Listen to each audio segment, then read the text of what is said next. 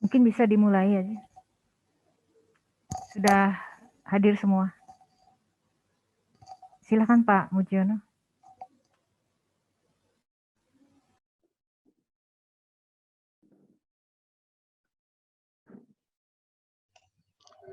Om Swastiastu semua, Bapak Ibu tim penguji, Pak Gedi Darman, Pak Nyoman Sidi yang belum tampak.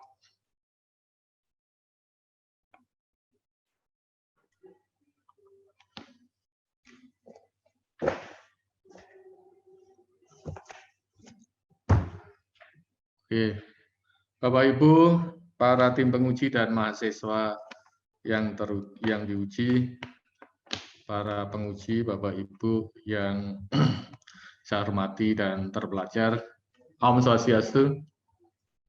Om Swastiastu. Tapi selamat lingun alate, salam sujud karende malempang. Kita sudah mundur 30-an menit karena sesuatu hal dan kegiatan lain di fakultas dan acarya. Dan ujian pratesis atas nama Madhepustika Yasa kita nyatakan untuk dibuka dengan Om Awignamastu Namasidam.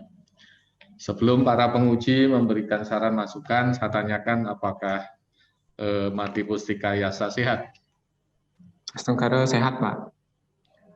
Apakah siap untuk ujian pratesis? Siap. Oke. Kalau sudah siap dan untuk menenangkan pikiran, perasaan, kami persilakan untuk berdoa sesaat sebelum dimulai untuk pemaparan materi Anda. Silakan. Baik, terima kasih atas waktunya, Pak.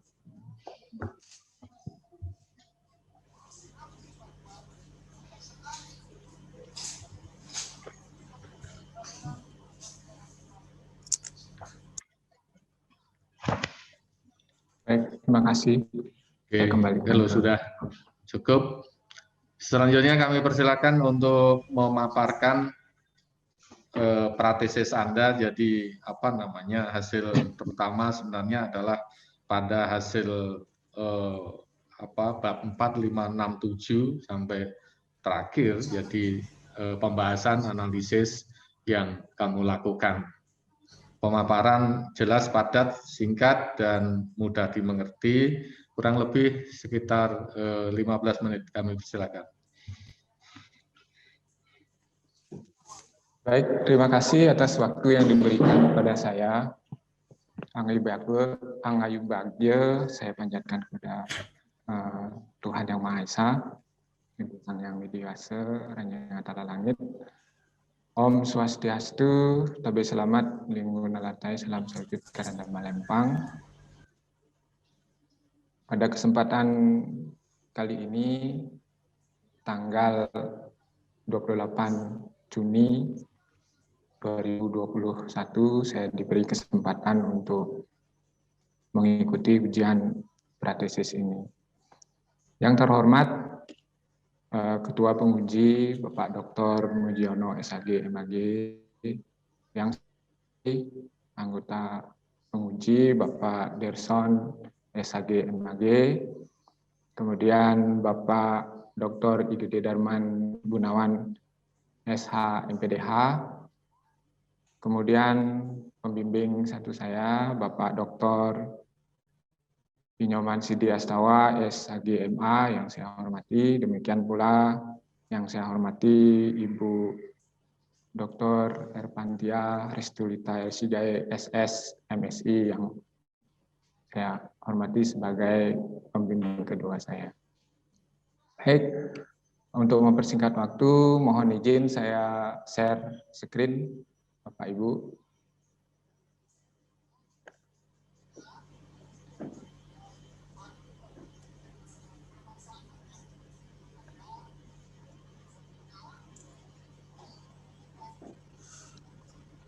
Mohon izin, apakah slide saya sudah terlihat, Bapak Ibu? Sudah terlihat.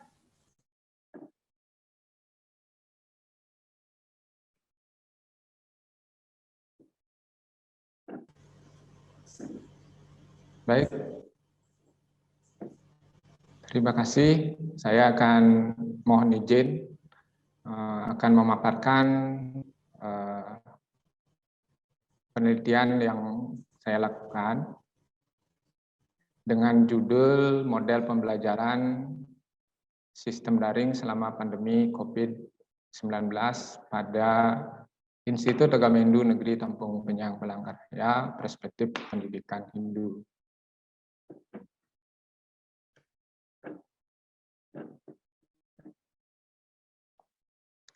Pada pendahuluan, penelitian ini berangkat dari fakta sosial bahwa adanya pandemi COVID-19 ini berdampak pada dunia pendidikan di Indonesia secara mendadak, begitu model pembelajaran yang biasa dilakukan di dalam kelas menjadi pembelajaran sistem daring. Dan semenjak pandemi hingga saat ini banyak penelitian terkait dengan pendidikan yang ada di Indonesia. Akan tetapi dari penelitian-penelitian yang ada, yang sudah dilakukan terdahulu, saya sebagai peneliti belum melihat terkait penjelasan terkait fenomena pembelajaran daring khususnya di IAHNTP Palangkaraya. Dengan demikian, berdasarkan latar belakang tersebut, saya rumusan masalah difokuskan kepada bagaimana proses pembelajaran sistem daring, kemudian bagaimana implikasi pembelajaran sistem daring, dan upaya peningkatan pembelajaran sistem daring selama pandemi COVID-19 di IAHNTP Palangkaraya. Tentunya penelitian ini bertujuan untuk mengkaji dan menganalisis, juga mendeskripsikan bagaimana proses implikasi dan upaya pembelajaran sistem daring selama pandemi. Kemudian manfaat yang dari penelitian ini secara teoritis diharapkan meningkatkan wawasan keilmuan di bidang teknologi pendidikan, khususnya di pendidikan Hindu. Kemudian kontribusi praktisnya tentu bagi mahasiswa mungkin dapat meningkatkan motivasi kuliah, minat, gairah belajar, dan kreativitas, termasuk nanti kemandirian belajarnya. Bagi dosen, diharapkan dapat mengembangkan metode dan media pembelajaran daring secara optimal sehingga tujuan pembelajaran dapat dicapai dengan baik.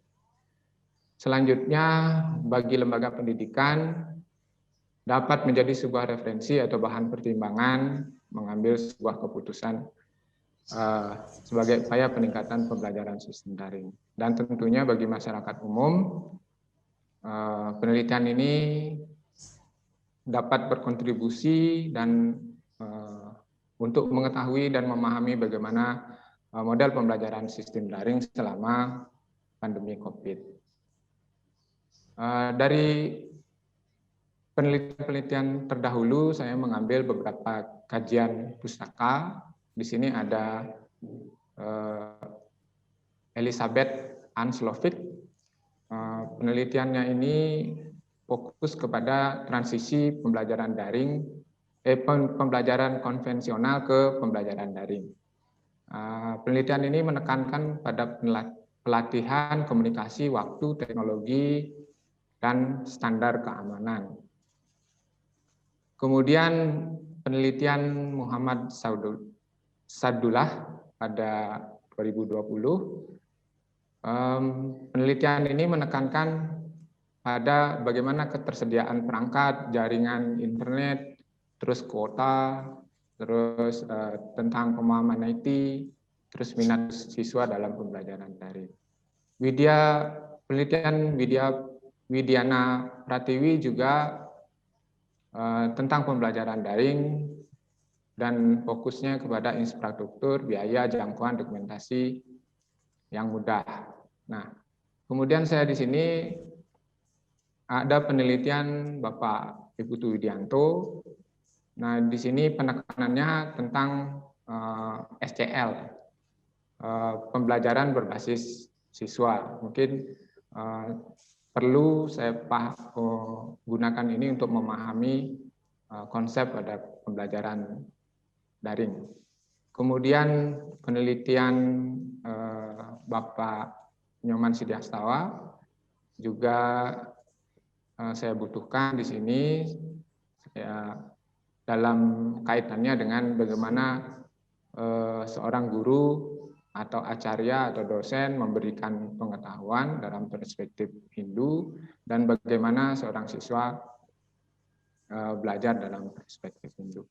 Kemudian penelitian Bapak Iwayan Karya di sini karena pembelajaran daring tentu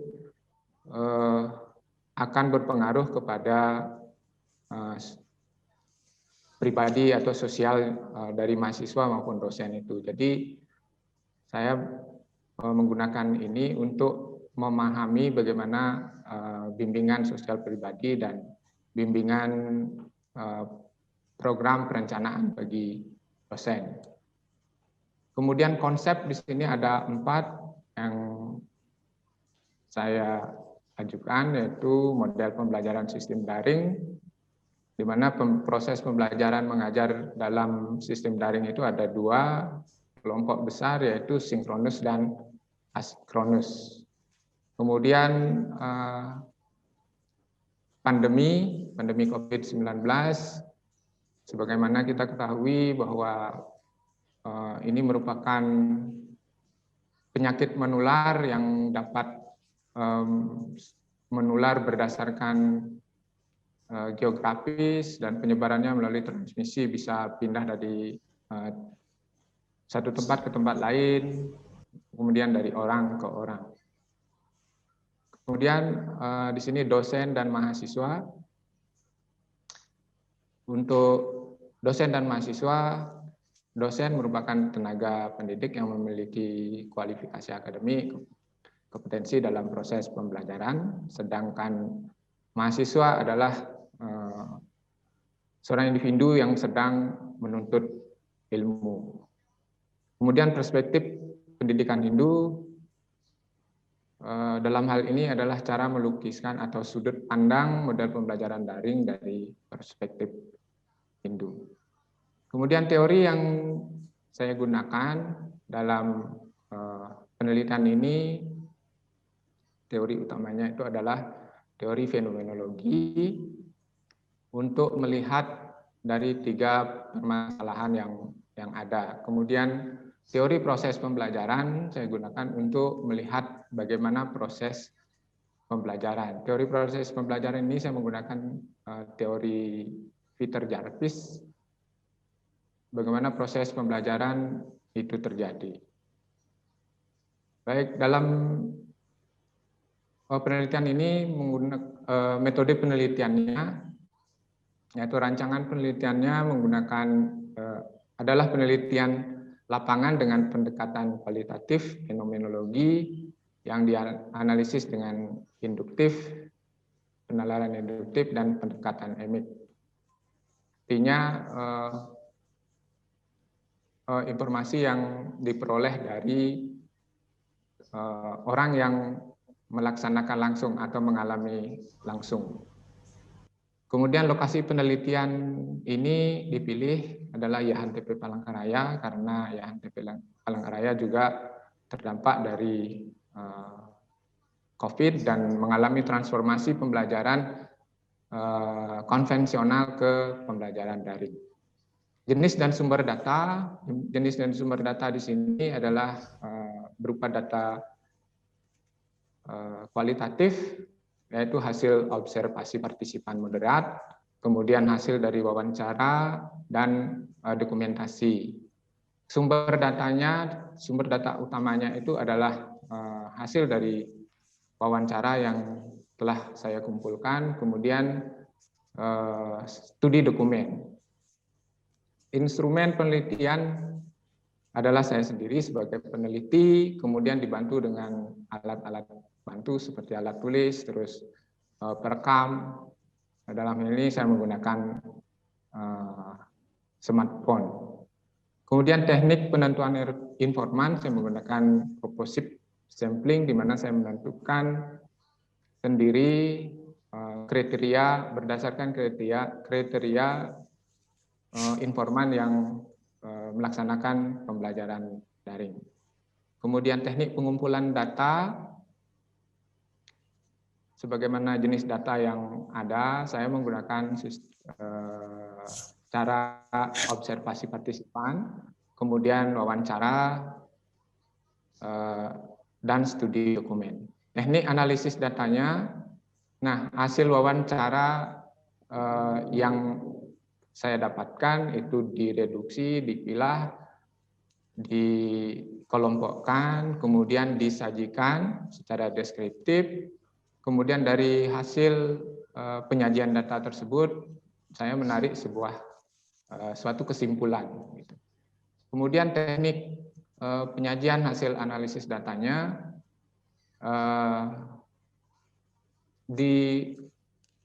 dinarasikan atau dibuat penjelasan secara naratif atau bahasa tulis yang memenuhi kaidah KBBI dan sesuai dengan buku pedoman penulisan tesis dari program pasca sarjana YHNTP Palangkaraya. Baik, saya akan masuk kepada hasil penelitian. Saya mulai dari deskripsi tempat penelitian. Deskripsi tempat penelitian di YHNTP Palangkaraya, bahwa secara singkat YHNTP berdiri pertama kali dengan nama Sekolah Tinggi Agama Hindu Kaharingan, Tampung Penyang Palangkaraya, dengan izin operasional dari Dirjen Bimas Hindu dan Buddha pada tanggal 4 November 1987, kemudian alih status menjadi negeri, menjadi Sekolah Tinggi Agama Hindu Negeri Tampung Penyang Palangkaraya berdasarkan Kepres nomor 27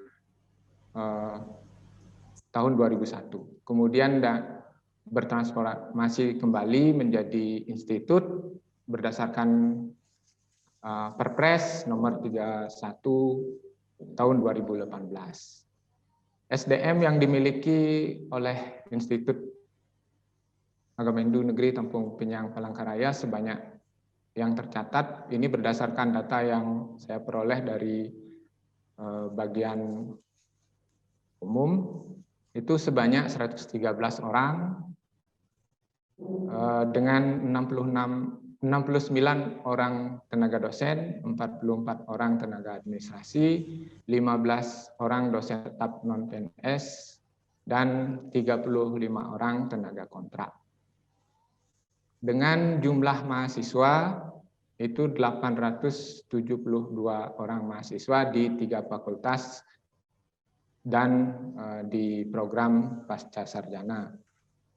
Nah, proses pembelajaran sistem daring selama pandemi di YHNTP Palangkaraya berdasarkan informasi dan dokumen yang saya peroleh, itu ada beberapa tahapan, yaitu dari persiapan pembelajaran, ada pelaksanaan pembelajaran dan evaluasi hasil pembelajaran atau evaluasi hasil belajar.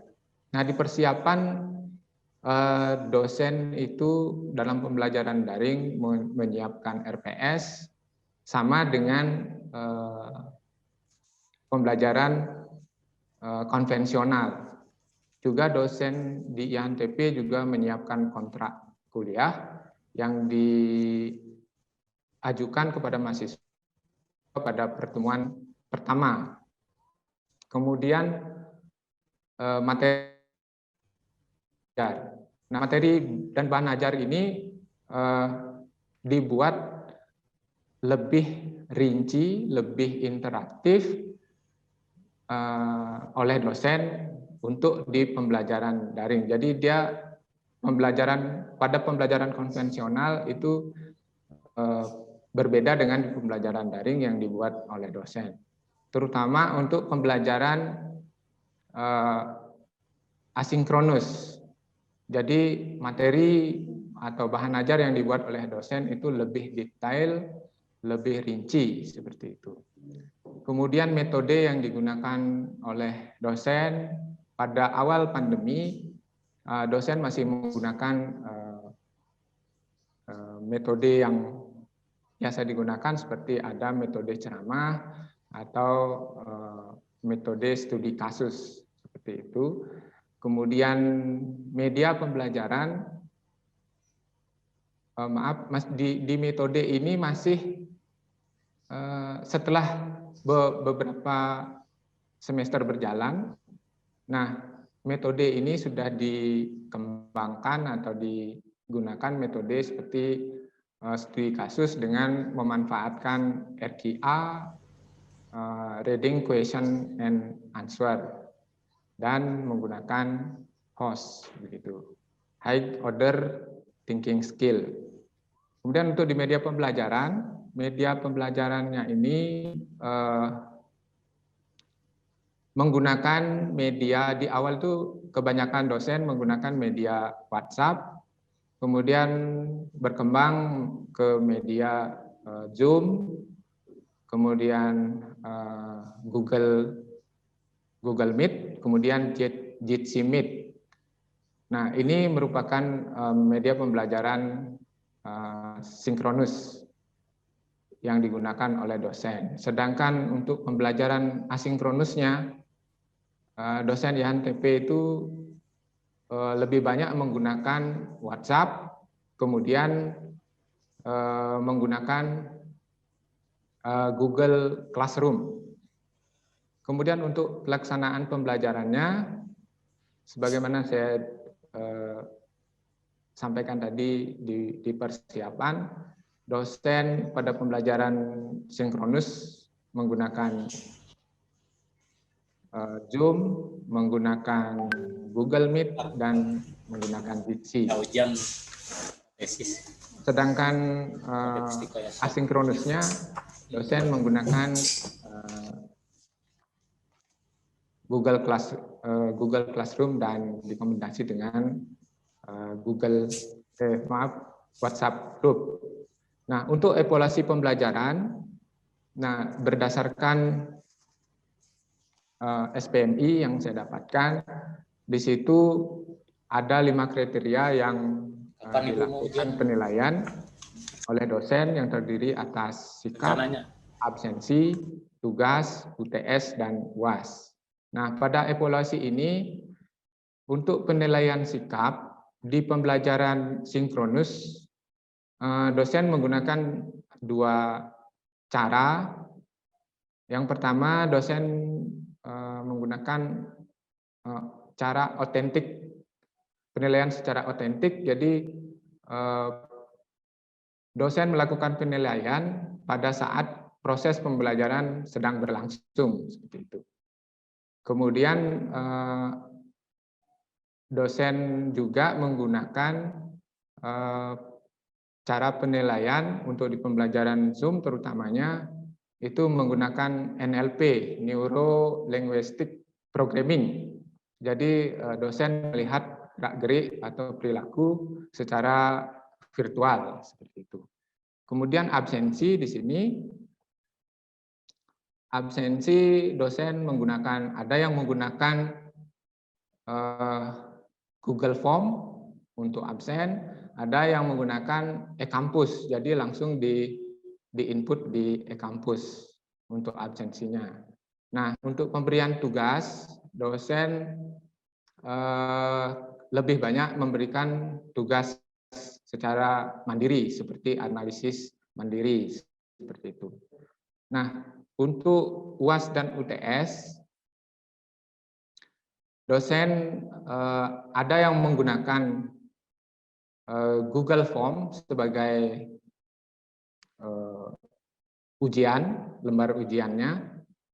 Jadi dosen membuat soal secara acak dan untuk menghindari kecurangan yang terjadi antar mahasiswa. Tapi ada juga dosen yang menggunakan semacam asesmen untuk mengetahui tingkat kemampuan mahasiswa melalui Google Classroom seperti itu. Kemudian implikasi pembelajaran sistem daring selama pandemi COVID-19. Di sini ada implikasi terhadap dosen dan implikasi terhadap mahasiswa. Implikasi terhadap dosen berdasarkan data dari informan, itu ada kemudahan mengajar yang dialami dosen. Kemudahan mengajar karena bisa dilakukan dari mana saja dan membuat materi lebih satu kali buat bisa digunakan beberapa kali oleh mahasiswa. Nah, kekurangan dalam mengajar ini, dosen mengatakan bahwa untuk membuat suatu materi yang lebih menarik atau lebih bisa diterima oleh siswa itu sangat membutuhkan waktu yang cukup lama. Nah, di situ karena dosen harus memiliki keterampilan bagaimana misalnya kalau membuat video tutorial untuk mata kuliah yang berisi praktikum. Nah, itu dosen merasa ada kekurangan yang dirasakan oleh dosen dalam mengajar. Kemudian kejenuhan dalam mengajar. Dosen-dosen di YAHNP berdasarkan hasil wawancara yang saya lakukan, misalnya di dalam pembelajaran sinkronus itu dosen merasa jenuh karena misalnya ingin melakukan interaksi antara mahasiswa, misalnya seperti sederhananya contohnya tertawa begitu, karena mahasiswa posisinya sedang mute, jadi dosen tidak mendapat respon secara langsung sebagaimana dalam pembelajaran konvensional gitu. Itu salah satunya. Kemudian implikasi terhadap mahasiswa di sini terkait dengan motivasi belajar. Menurut mahasiswa motivasi belajar terutama dari dosen itu sangat diharapkan dalam pembelajaran ini, tetapi secara mandiri mahasiswa tergantung dari pembelajaran itu yang memicu motivasi belajarnya. Ada yang dianggap bahwa yang memicu motivasi mahasiswa itu misalnya dari bagaimana cara dosen mengajar secara daring gitu. Kemudian keaktifan dan kreativitas mahasiswa berdasarkan wawancara yang dilakukan terhadap mahasiswa. Mahasiswa termasuk kreatif dan aktif dalam mengikuti pembelajaran secara daring. Misalnya untuk kreativitas, mereka juga tidak hanya mengandalkan pelajaran atau materi yang diterima dari dosen, tetapi mereka juga mencari sendiri materi atau pengetahuan-pengetahuan yang berkait dengan pembelajaran pada saat sesuai dengan mata kuliah yang diberikan oleh dosennya. Kemudian kompetensi mahasiswa. Walaupun motivasi belajar dan keaktifan kreatif mahasiswa itu ada dalam pembelajaran sistem daring ini, tetapi menurut informasi yang saya peroleh dari dosen berdasarkan hasil wawancara, bahwa dosen menganggap bahwa dengan pembelajaran daring, kompetensi mahasiswa artinya transfer pengetahuan tidak maksimal begitu sebagaimana pelajaran daring. Demikian juga mahasiswa untuk memperoleh pengetahuan itu tidak serta-merta dengan belajar sendiri begitu, tetapi mahasiswa juga membutuhkan figur seperti dosen di dalam kelas. Mereka bisa mengetahui seperti apa, bagaimana dosen mengajar, mungkin hal-hal lain seperti hal-hal psikologi yang dibutuhkan oleh mahasiswa. Kemudian bab selanjutnya adalah upaya peningkatan pembelajaran sistem daring selama pandemi. Upaya lembaga yang telah dilakukan berdasarkan hasil wawancara dengan unsur pimpinan bahwa begitu lembaga memutuskan untuk melaksanakan pembelajaran daring berdasarkan instruksi rektor, lembaga telah berupaya untuk meningkatkan sarana prasarana pembelajaran seperti peningkatan kuota atau penambahan jaringan internet, kemudian ada subsidi kuota untuk dosen dan mahasiswa, kemudian karena ada pembelajaran Zoom meeting tersebut, kemudian di-upgrade karena pembelajaran dengan Zoom meeting yang versi free atau gratis itu waktunya terbatas sehingga lembaga berupaya untuk meningkatkan berlangganan dengan Zoom yang berbayar. Sehingga dosen... Tolong deh lebih cepat karena waktunya sudah molor banyak, 30-an menit. Oke, Pak.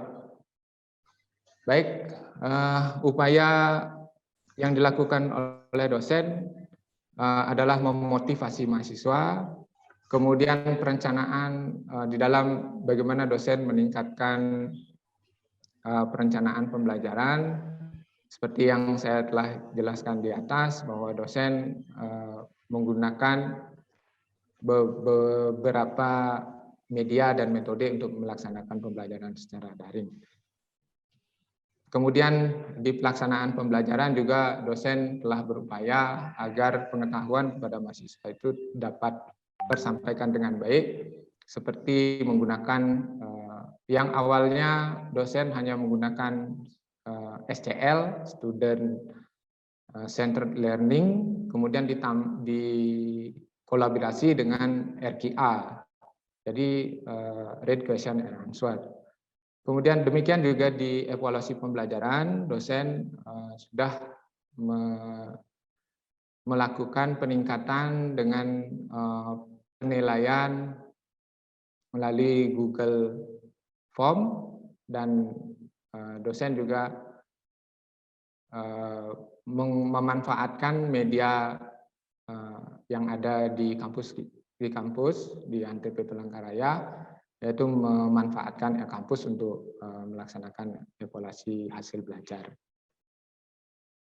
Dengan hasil penelitian tersebut dapat disimpulkan bahwa proses pembelajaran daring, materi pembelajaran dibuat lebih menarik, kemudian dilaksanakan menggunakan media Zoom meeting, Google Meet, Jitsi Meet untuk media untuk pembelajaran sinkronusnya, kemudian WA Group dan Google Classroom sebagai pembelajaran asinkronusnya. Implikasi pembelajaran yang dirasakan oleh informan adalah mudah mengajar, ada rasa jenuh, dan tidak kalah penting di sini ada pengetahuan baru, yaitu bagaimana cara menggunakan teknologi, khususnya teknologi pembelajaran.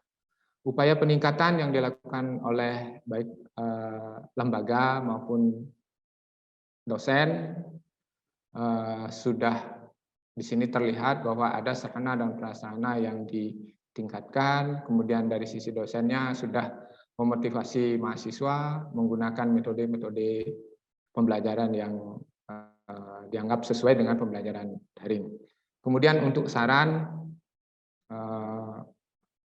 karena di pembelajaran daring data dan informasi yang saya peroleh bahwa belum ada standar operasional prosedur untuk pembelajaran daring. Dengan demikian untuk pembelajaran ini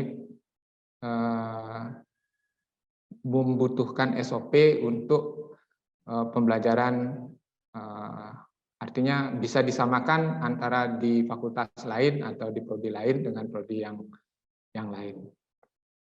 Kemudian saran untuk penelitian lanjutan, karena penelitian yang dilakukan saat ini hanya menggunakan 7 informan dari dosen, 2 dari unsur pimpinan atau lembaga, kemudian 7 mahasiswa. Jadi ke depan mungkin untuk mendapatkan hasil yang lebih komprehensif, mungkin peneliti berikutnya bisa menggunakan informan yang lebih banyak atau penelitian dengan pendekatan lain.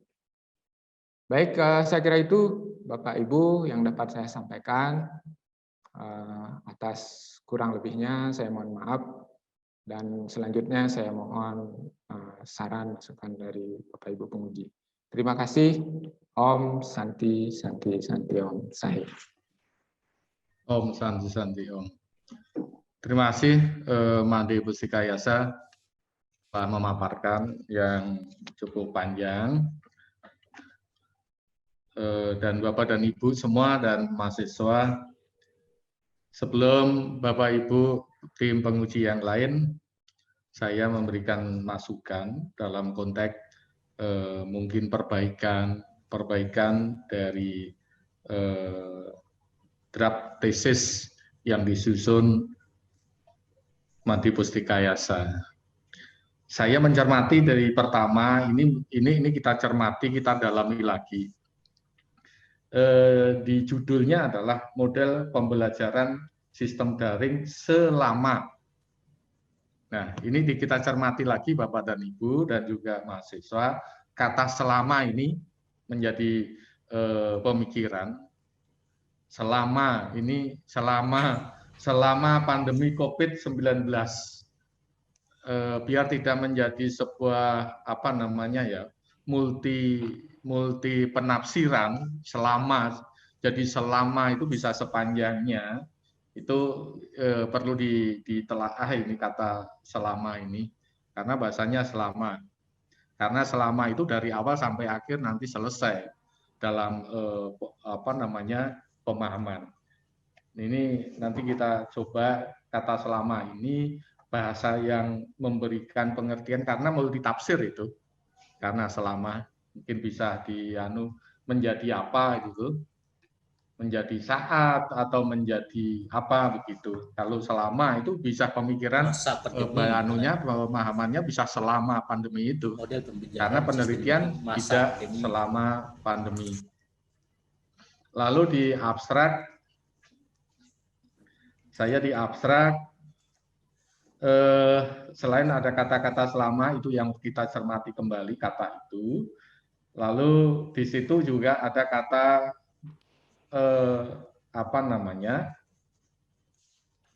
ada kata bagaimana, itu tidak menjadi pertanyaan di rumusan masalah, tapi ada kata bagaimana, itu juga tolong bisa diperbaiki. Dengan kata dengan demikian, penelitian, tertarik, dan lain sebagainya, itu bisa dicermati juga di abstraksi, di abstraknya, ya, di abstrak. Saya masuk di bab 4. Di bab 4, Bapak Made Pustika Yasa. Di bab 4 itu bunyinya awal deskripsi tempat penelitian.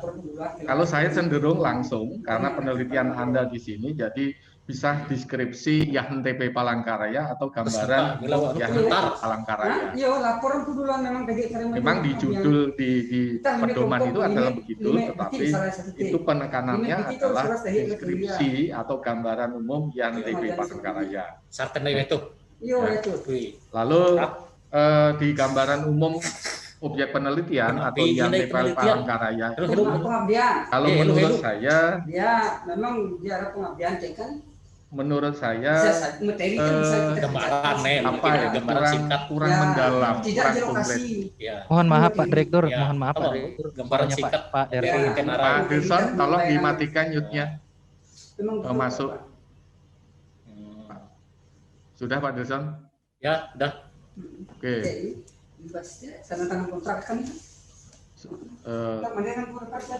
Oke, kembali.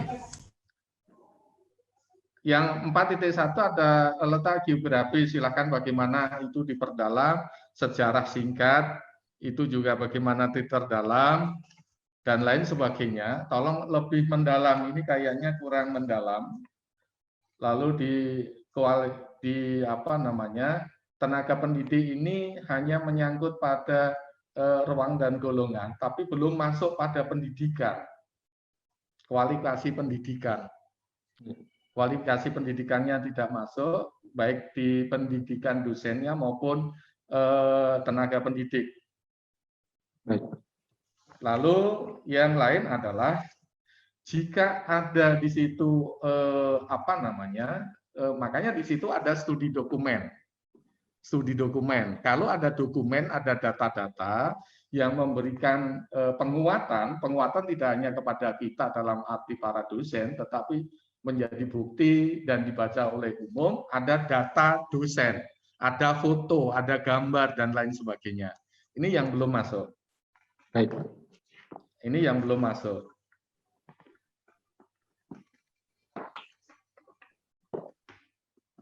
Disertai dengan foto-foto, ini misalnya gambaran umum, iya ini belum ada fotonya, terus ada gambaran misalnya, ada data-data, ada foto yang menggambarkan, yang menjelaskan adalah keberadaan kita YAHNTP Palangkaraya. Satu sisi adalah tadi kurang dalam, lalu yang kedua adalah deskripsinya kurang dalam, kurang luas dan dalam. Yang kedua adalah foto gambar, lalu ada data-data, foto data-data para dosen, tenaga pendidik, mahasiswa dan lain sebagainya.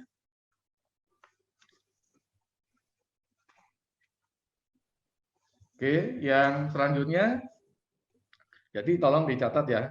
Baik Pak, sudah saya catat. Oke, saya pertanyakan dulu proses pembelajaran sistem daring. Made menggunakan teori apa ini? Teori proses pembelajaran Peter Jarvis, tapi secara umum saya menggunakan fenomenologi, jadi berdasarkan apa yang dialami oleh dosen. Seperti itu, Pak. Oke, secara umum saya di pokok permasalahan yang dibicarakan, Made belum memasukkan teori sebagai analisis. Jadi teori yang dipakai di sana, dipakai yang untuk di bab 2 itu adalah karena di sana adalah sebagai pembedah, sebagai analisis program apa permasalahan, itu untuk menganalisis. Saya di bab 5, 6, 7, saya membaca belum dipakai untuk menganalisis, untuk membahas. Ya, itu yang pertama. Nanti akan berbicara apa saja itu adalah menggunakan teori yang dipakai. Yang kedua adalah karena perspektif pendidikan agama Hindu berarti juga mengacu pada perspektif pendidikan agama Hindu. Mengapa? Karena di dalam penelitian Made menggunakan berapa instrumen, pengumpulan datanya menggunakan apa saja? Pengumpulan datanya menggunakan observasi, kemudian wawancara dan studi dokumen. Nah, ketiga ini mestinya tampak ada di dalam pembahasan itu. Baik. Observasi itu bisa apa yang kita lihat berarti akan kita analisis. juga bisa ditampakkan dalam sebuah foto. Jadi observasi itu anggap pengamatan langsung, berarti akan kita mengamati secara langsung data itu ada di dalam pikiran kita. Oleh karena kita menjadi instrumen utama. Nah, yang kedua adalah ada data-data itu ada hubungannya studi dokumen. Jadi studi dokumen itu misalnya data dan tempat tadi, foto dan lain sebagainya itu. Lalu wawancara juga demikian. Wawancara juga menggunakan, saya di bab apa ini, proses pembelajaran dan seterusnya ini banyak wawancaranya adalah di dosen, belum menyentuh ke mahasiswa. Apakah tidak juga menyentuh mahasiswa di sini? Kayaknya sampai saya membaca belum menyentuh wawancara mahasiswa. Dan juga proses pembelajaran ini tentunya juga ada foto-foto ini. Ada di lampiran. Jadi proses foto tidak ada di lampiran. Jadi foto itu jangan ada di lampiran, tetapi di dalam pembahasan. Karena foto itu selain tidak hanya semacam menjadi bukti kita penelitian, tetapi menjadi memberikan penjelasan, menjadi bukti bahwa proses pembelajaran itu seperti itu. Ya, jadi di bab katakanlah bab 5 seperti itu. Satu, teori belum digunakan. Yang kedua, wawancara. Yang ketiga adalah data, foto, gambar yang lebih kena. Lalu di proses ini ada berapa poin? Kayaknya ada 3 ya kalau nggak salah. Ya, betul, Pak. Di bab 4 itu ada berapa sub? Perencanaan. Kalau di bab 4 itu ada, kalau bab 5, Pak, proses pembelajaran bab 5. Oh ya, ada 5 maksud saya. Ada 3 sub. Itu? Ada 3 subjudul.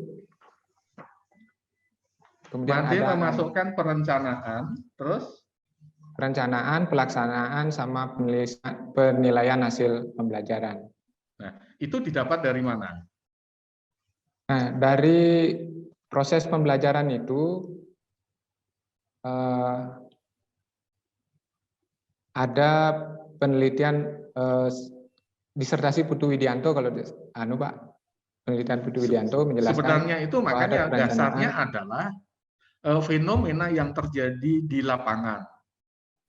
Ya, jadi Made belum memasukkan berdasarkan fenomena yang di lapangan. Fenomena itu ada 3 ya, fenomenologi itu. Satu, fenomenologi, fenomena itu sebagai penelitian, jenis penelitian fenomenologi. Fenomenologi juga menjadi metode. Fenomenologi juga menjadi sebuah teori. Jadi memang ada 3 itu. Lalu Made tadi belum memasukkan itu di dalam proses pembelajaran. Kalau mengacu dari metode manajemen, maka ada 4 yang umum itu sebenarnya. Ada ada programming, organizing, terus actuating, controlling dan lain sebagainya. Made hanya ada 3 itu. Nah, makanya itu dari mana dia dapat? Ada enggak pengorganisasian? Organisasi belum. Organisasi antara guru dan mahasiswa dengan dosennya. Pengorganisasiannya bagaimana? Ada enggak di sana secara fenomena itu? Dari hasil wawancara dan hasil pemilahan data belum ada, Pak. Tidak ada dosen menyatakan seperti itu. Berdasarkan wawancara yang saya lakukan itu ada perencanaan, pelaksanaan, dan penilaian hasil belajar. Kalau menurut saya secara tidak langsung mungkin ada itu. Artinya kenapa menggunakan daring itu apa sebabnya? Ya, lalu ada semacam pengorganisasian, ada rapat unsur pimpinan, rapat kampus, ya kan? atau ada semacam edaran dan lain sebagainya. Jadi seluruh bukan stakeholder, seluruh komponen itu, oh ini ada keputusan, ada edaran daring, lalu menggunakan daring. Itu namanya juga organizing. Jadi coba dicermati lagi terkait dengan itu. Saya umum aja, lalu di bab 6 ada coretan-coretan sudah ya. Baik, Pak. Ada di bab 6 halaman berapa ini? Bab 6. Tolong dicermati lagi. Bab 6 di halaman 92. 92. Lalu ada 69 itu banyak angka-angka itu seharusnya dibuang itu angka-angka itu. Lalu bagaimana dikombinasikan kalimat itu.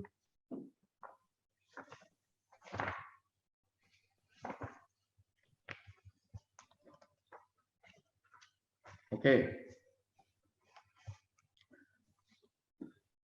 Bab 6, kalau kita berbicara tentang implikasi, yang setahu saya itu sejak dulu sampai sekarang sudah kita pahami, kalau kita berbicara implikasi, pasti ada implikasi positif dan negatif.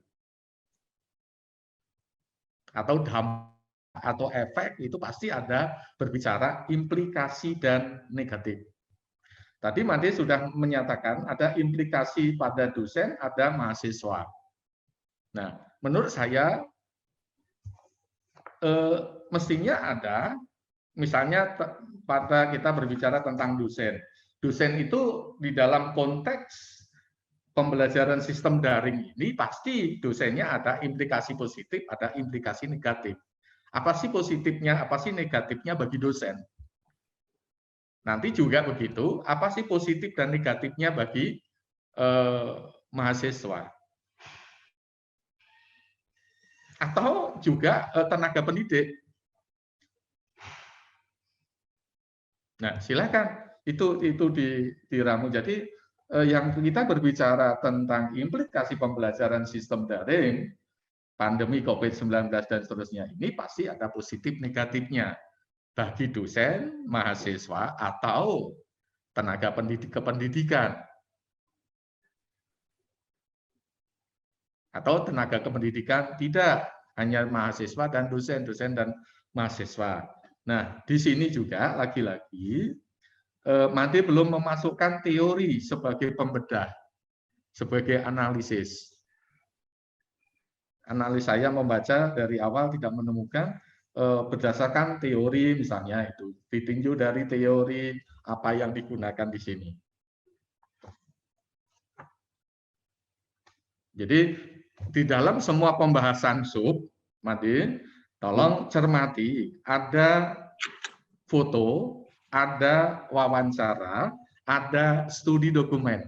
Studi dokumen itu bisa referensi, studi dokumen itu bisa apa yang ada di kampus kita ini. Misalnya foto-foto mahasiswa waktu kuliah itu pun juga ada. Lalu yang terakhir di bab berapa itu? Bab 7 juga demikian. Upaya peningkatan, apa upaya-upaya yang dilakukan oleh lembaga, oleh kampus ini. Ini Made juga lagi tidak memasukkan teori sebagai analisis, pembedah. Upaya peningkatan pembelajaran sistem daring selama pandemi. Lalu saya membaca teori di sana, Made ada 2 teori ya. Nah, di sana juga mengatakan ini teori yang upaya ini teori apa yang dipakai ya? Fenomenologi. Nah, di sini pun juga tidak masukkan menggunakan teori fenomenologi. Sebenarnya bisa aja menggunakan teori. Sebenarnya pada hakikatnya teori fenomenologi itu adalah teori filsafat itu. Teori filsafat. Pada hakikatnya teori fenomenologi itu adalah teori filsafat. Lalu berkembang menjadi teori juga dipakai teori sosial budaya. Ini juga teori tidak masuk. Jadi Made masih masih mengungkapkan, mendeskripsikan apa yang ada di data itu, belum memasukkan dalam konteks analisis. Upaya-upaya apa? Banyak sekali upayanya, mestinya upaya lembaga dalam peningkatan pembelajaran, macam-macam upaya juga dipelajari lagi ke dalam. Kalau menurut saya tadi bahasa saya adalah kurang dalam, kurang luas dan kurang dalam. Karena ini sudah di tesis, jadi kurang luas dan kurang dalam. Di dalam masukkan sub pun di dalam daftar isi, jika masih menggunakan angka, misalnya 7.1.1 itu berarti masuk juga ada di sana.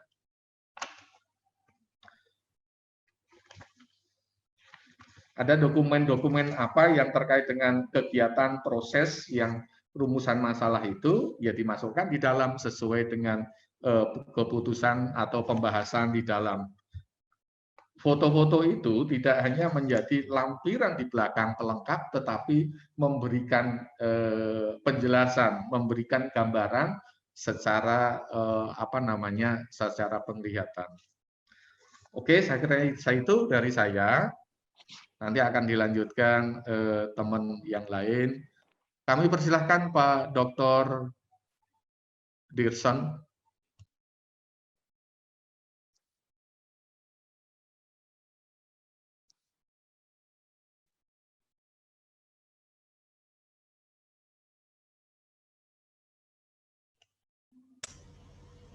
Swastiastu, Made.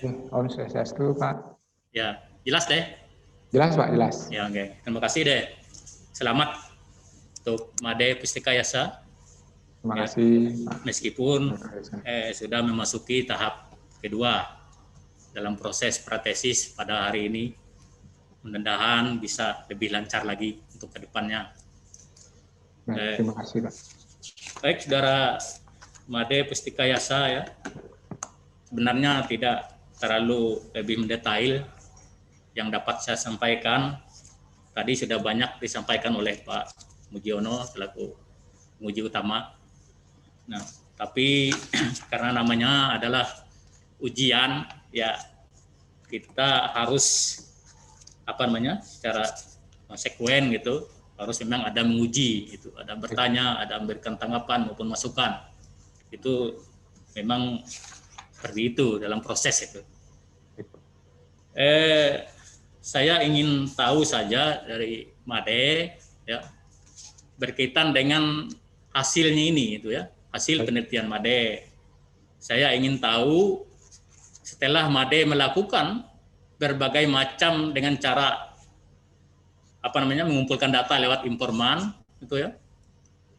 Kira-kira menurut Made ini seperti apa hasil temuan Made itu akhirnya? Hasil temuan dari proses pembelajaran ini maksudnya, Pak? Ya, pokoknya hasil dari hasil Made wawancara dengan beberapa informan itu seperti apa? Kesimpulan akhirnya? Kesimpulannya bahwa pembelajaran daring ini masih dapat dilanjutkan setelah pandemi ini berakhir, namun dengan catatan hanya untuk mengisi kekosongan saja, Pak. Misalnya dosen tetap dapat melaksanakan pembelajaran, meski misalnya karena dosen dalam tridharma perguruan tinggi melakukan selain pengajaran juga melakukan penelitian dan pengabdian. Dengan demikian proses pembelajaran ini masih dapat dilanjutkan. Itu yang saya dapatkan. Namun demikian perlu standar bagaimana pembelajaran daring itu mungkin dari lembaga, Pak. Itu yang saya dapatkan dari apa yang saya teliti. Oke. Menurut Made, apa selama pembelajaran daring ini ada apa sudah maksimal atau belum? Kalau berdasarkan hasil wawancara, Ya. Di awal pandemi memang pembelajaran daring ini tidak maksimal Pak, karena semacam metode terus media pembelajaran yang digunakan oleh dosen karena sifatnya insidental. Nah, seiring berjalan ini sampai penelitian ini saya tulis itu sudah cukup maksimal yang dilakukan oleh dosen dengan menggunakan dan metode-metode yang telah dipilih oleh dosen. Demikian Pak. Oke, baik Made ya. Kayak gini, Saudara Made ya. Karena kan dalam proses pembelajaran daring ini kalau pandangan saya ini ya, untuk pandangan saya, pada saat sekarang kan tidak terlalu maksimal gitu. Nah, karena ada beberapa macam faktor penyebab itu, apakah itu faktor dari dosennya sendiri, nah kemudian ada faktor misalnya dari mahasiswanya sendiri, misalnya dari dosennya misalnya ya kurang menguasai teknologi misalnya, atau kurang datanya kurang, paket datanya dan sebagainya. Nah, dari mahasiswa juga misalnya dia di daerah. Nah, ini juga menjadi sebuah faktor atau kendala. Nah, sehingga kalau menurut pandangan saya itu secara daring ini ya ada dampak positif, ada dampak negatifnya juga. Nah, di situ itu. Nah, jadi ini saya memberikan masukan saja terhadap tesis Made ini. Nah, ini di dalam pelaksanaan pembelajaran daring. Misalnya di situ ada di bab 5 itu, di proses pembelajaran sistem daring itu. Nah, saya tidak melihat di mana sih letak kendalanya ya selama dalam proses pembelajaran daring itu sendiri itu. Kendalanya seperti apa? Misalnya baik itu terhadap dosen maupun terhadap mahasiswa itu sendiri. Sehingga Made perlu mengadakan misalnya ya seperti wawancara tadi. Apa misalnya kendalanya? Jadi Made ungkapkan saja semua di situ. Jangan hanya mengungkapkan hanya dari sisi positifnya, tapi juga ada sisi negatifnya. Kalau itu memang sebuah kenyataan kan, sebuah dampak permasalahan yang terjadi sekarang ini. Kalau kita lihat mengacu kepada masa pandemi COVID ini seperti ini, itu. Nah itu. Jadi saran saya itu bisa dimasukkan saja nanti bagaimana kendalanya ya selama proses pelaksanaan pembelajaran daring ini itu. Apa kendalanya itu. Nah, kembali kepada ini apa yang disampaikan oleh Pak Dr. Mujiono tadi berkaitan dengan judul ya, model pembelajaran sistem daring selama itu. Memang dipertanyakan selama itu. Jadi tidak ada batas waktunya misalnya tuh. Nah, sebenarnya situ pada masa gitu aja misalnya kan lebih singkat pada masa pandemi COVID itu, jadi ada pembatasannya itu. Tapi silakan nanti yang memang ahli bahasa itu yang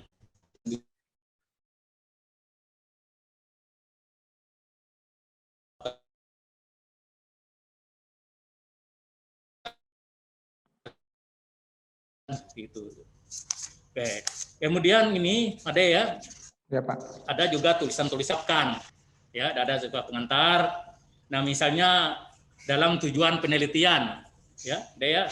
Jadi di tujuan penelitian itu paling tidak ada komentar basa-basi Made lah itu ya, kata-kata sedikit itu.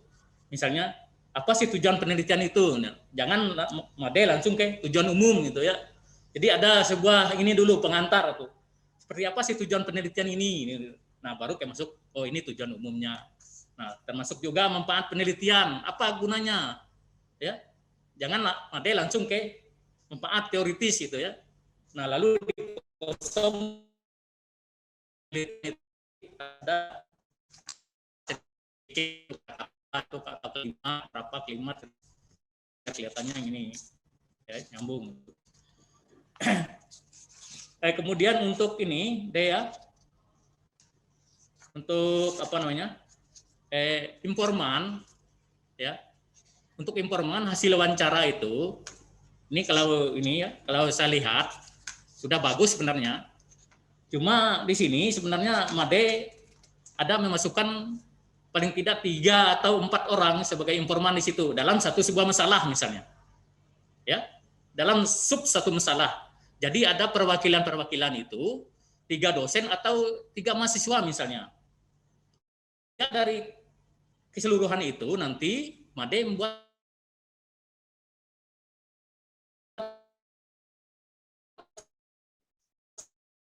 sebuah kesimpulan dari informan pada Made nanti. Nah, karena anggapannya. Nah, lalu Made masukkan, oh dosen ini A, dosen B ini, dosen C ini. Itu juga mahasiswanya. Artinya jangan hanya satu dosen yang dipakai sebagai penguat informan itu. Penguat data itu. Nah, nanti akhirnya tidak valid hasilnya itu. Jadi kalau menurut saya itu ada perwakilan, misalnya dari satu masalah masukkan aja misalnya 3 dosen, siapa dosennya itu, mengenai proses pembelajaran misalnya. Kemudian dari mahasiswanya siapa itu, bagaimana sih sistem pelajaran selama daring, tanyakan misalnya 3 mahasiswa, apa pendapat mereka ini. Nah, di mana letak perbedaan pendapat mereka ini, atau persamaannya di mana itu. Lalu Made buat sebuah kesimpulan apa yang didapatkan dari informan itu. Nah, itu masukan saja deh ya, masukan untuk ini. Baik, Pak. Made, pandangan saya ini seperti itu. Nah, kembali lagi di sini saya lihat juga pada judul Made itu ada cantum perspektif pendidikan Hindu gitu ya. Ya, memang sih maksud Made itu ya mungkin ini feeling saya, mungkin dia mencirikan khas bahwa itu adalah pendidikan Hindunya itu ya. Ada di situ ya. Sebenarnya kalau menurut saya itu tidak usah sebenarnya ada perspektif pendidikan Hindu itu, karena Made kan sudah masuk di model di pembelajaran sistem daring ini itu, ya, karena tahu sudah pendidikan Hindu. Nah, kalau memang itu memperkuatkan di perspektif pendidikan Hindu, ya ada ya. Ya, Pak. Kalau itu tetap memperkuat perspektif pendidikan Hindu. Nah, ini sebenarnya perspektif pendidikan Hindu ini kan ditinjau dari pendidikan Hindunya, lebih kepada khususnya dia.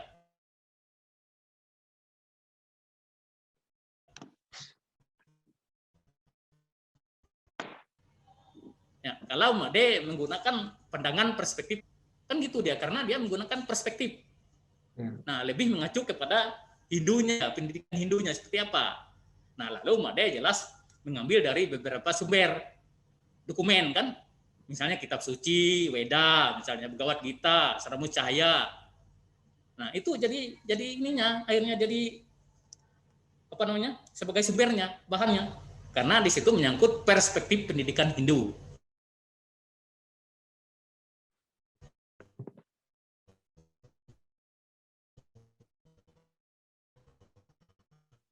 Ya, nah mengarah ke secara umumnya. Kalau memang mengacu kepada perspektif pendidikan Hindu itu ya.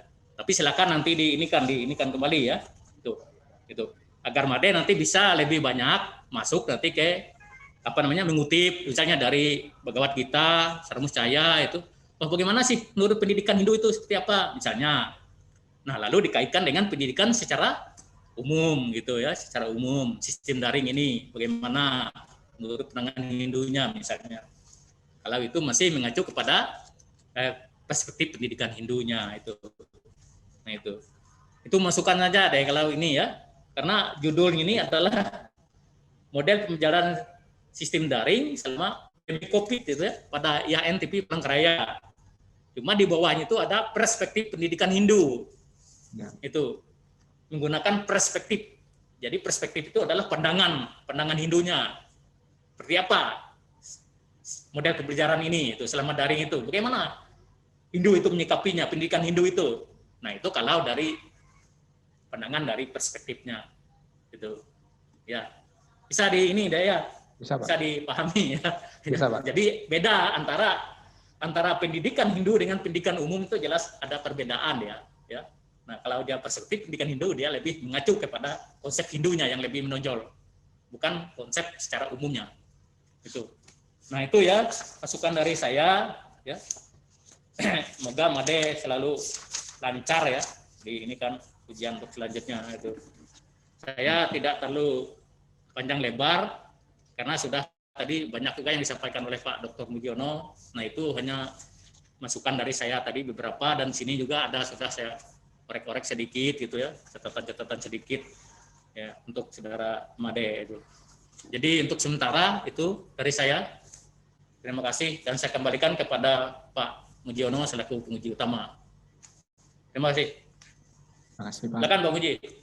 Terima kasih Pak Dr. Deson telah memberikan saran masukan beberapa yang sangat baik, sangat bermanfaat untuk perbaikan dan untuk memperbaiki draft tesis atau hasil penelitian dari Made Pustika Yasa. Itu Made sudah dicatat ya tadi ya. Ampun Pak. Jadi memang betul tadi yang saya singgung, setiap sub dari pembahasan itu mestinya ada dosen, ada mahasiswa, paling tidak 3 atau 4. Itu kalau di teori Hegel namanya teori dialektika. Jadi ada tesis, antitesis, dan sintesis. Jadi ada pernyataan pertama, pernyataan kedua, atau ketiga, lalu ada simpulan.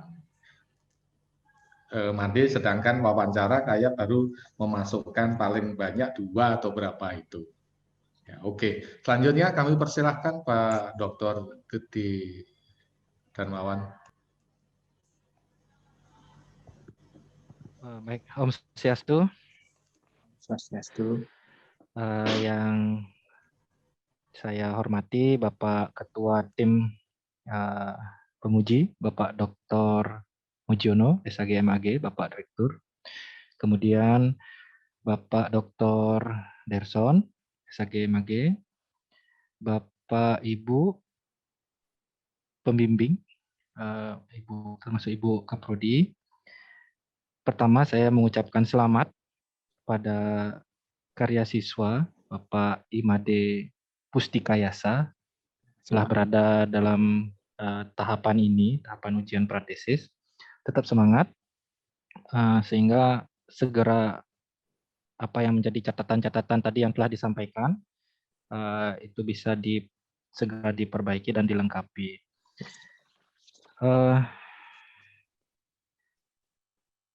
Saya tadi mohon maaf karena tadi kebetulan ada kegiatan, tapi saya tetap menyimak apa yang telah disampaikan. Ada beberapa catatan di sini kepada Bapak Made. Sebagaimana tadi telah masukan yang sangat baik dan sifatnya konstruktif dari Bapak Ketua Tim Penguji dan juga Bapak Penguji Bapak Derson, Pak Dr. Mujiono dan Bapak Dr. Derson.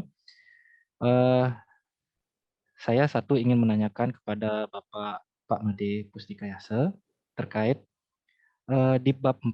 Tadi saya juga sepintas melihat, perhatikan di bab 4 memang konsennya banyak sekali di sana ya, lebih diperdalam seperti tadi yang disampaikan oleh Pak Dr. Mujiono, lebih dielaborasi lagi, kemudian dianalisis lagi. Nah, yang ingin saya ketahui dari peneliti di sini terkait hasil penelitiannya di bab 4, apa saja pertimbangan peneliti kenapa memilih lokasi penelitian di IAHNTP Palangkaraya, apa yang menjadi dasar atau alasan saudara meneliti di sini, di lokasi penelitian ini, apakah ada pertimbangannya atau apa sesuai dengan itu yang belum saya temukan di bab 4. Jadi ada pertimbangan alasan apa yang mendasari saudara meneliti di lokasi penelitian tersebut. Silahkan Pak Made. Baik, terima kasih Pak. Yang menjadi dasar saya meneliti di tempat ini, yang pertama adalah bahwa di Institut Agama Negeri Tampung Penyang Palangkaraya terdampak atau dari kebijakan pemerintah untuk melaksanakan pembelajaran daring. Demikian, kemudian selanjutnya adalah karena saya melihat dari hasil penelitian atau penelitian terdahulu itu belum ada yang meneliti di IHNTP Palangkaraya, dan saya belum mendapatkan gambaran seperti apa pembelajaran yang terjadi di IHNTP Palangkaraya. Saya kira untuk menambah lebih banyak masukan, atau nanti mungkin bisa jadi masukan buat lembaga atau pemerintah bagaimana proses pembelajaran daring yang terjadi di Indonesia. Saya kira itu, Pak. Baik. Kemudian yang kedua, di sini di bab 4 juga ada beberapa tabel. Saya lihat di sini ada 4 tabel, 4.1, 4.2, dan 4.3. Tentu tabel tersebut juga dijelaskan, diuraikan di akhir tabel tersebut kan, berdasarkan tabel contoh, berdasarkan tabel 4.1 di atas dapat dijelaskan atau dipahami apa. Seperti tadi tabel 4.1 tentang keadaan dosen, keadaan mahasiswa, dan apa itu nanti lebih dijelaskan lebih mendalam lagi. Kemudian di subbab 4.8 juga saya rasa itu sangat singkat sekali, satu paragraf.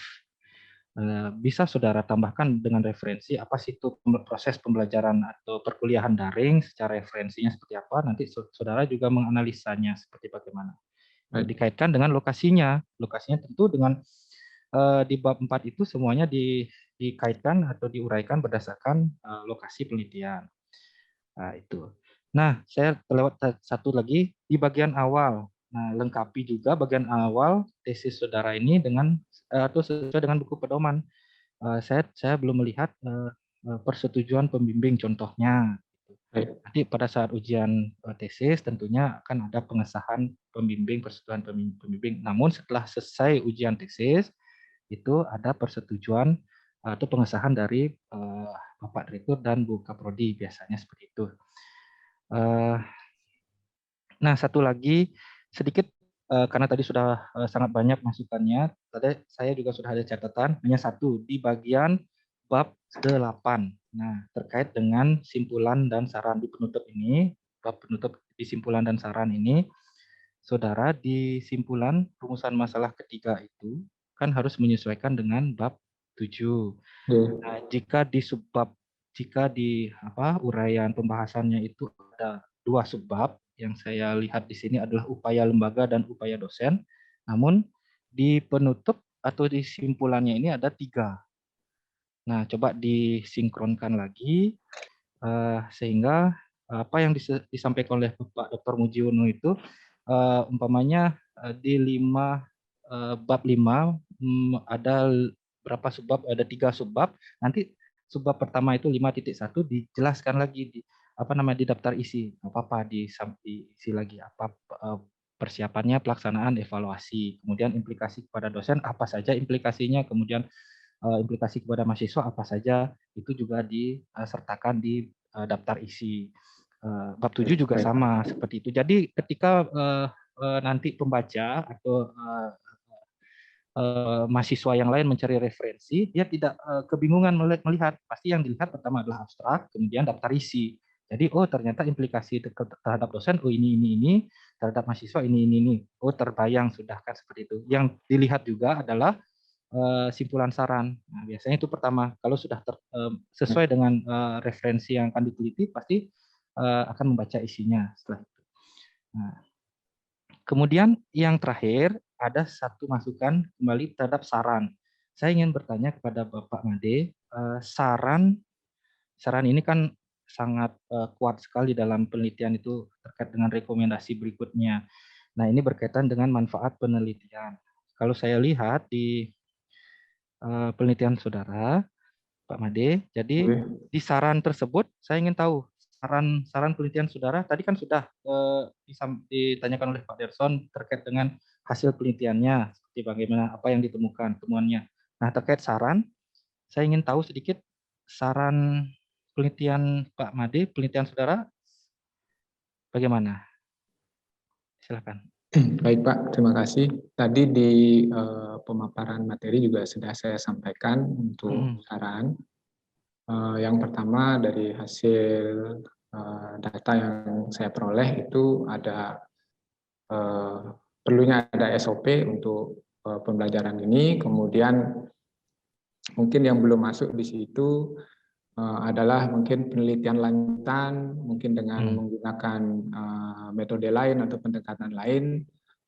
Misalnya kalau misalnya dengan pendekatan yang sama, mungkin jumlah informannya lebih banyak sehingga menghasilkan data atau informasi yang lebih komprehensif. Saya kira demikian, Pak.